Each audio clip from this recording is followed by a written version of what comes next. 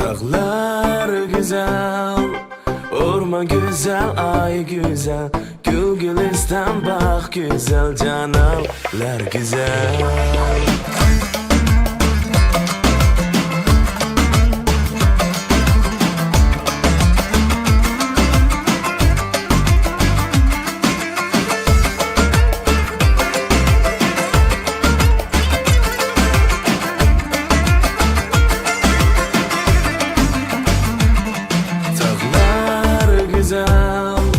Orman güzel, ay güzel, gül gülistan bak güzel, canavlar güzel.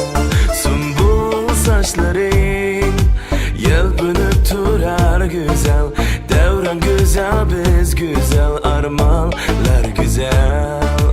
Bir sihir var gözlerimizde, güzellik var çekrimizde, muhabbet var, sadakat var, bu hayat güzel.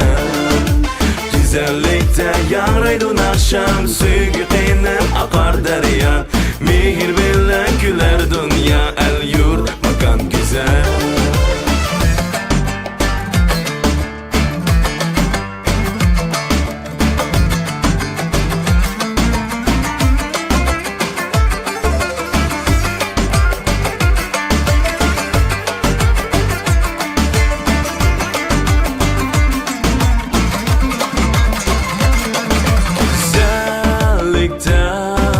Muhabbet var, sevgi var, iştiyak var, arzu var, güzellik sizde.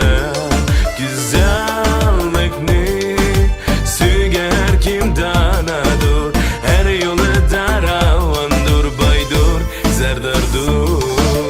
Bir sihir var gözlerimizde, güzellik var çekrimizde, muhabbet var, sadakat var, bu hayat güzel. Güzellikte yağraydın akşam, sevgi kıynım akar derya, mihir bilen güler dünya, el yurt makan güzel.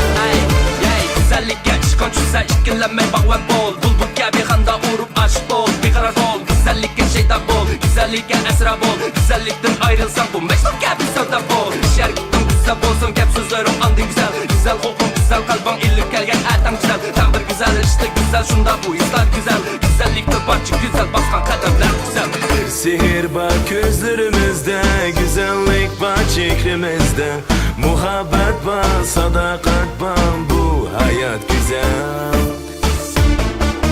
Bir sihir var gözlerimizde, güzellik var çekrimizde, muhabbet var, sadakat var, bu hayat güzel. Güzellikte yağlaydın akşam, sevgi kıynım akar derya, mihir bilen güler dünya, el yurt makan güzel.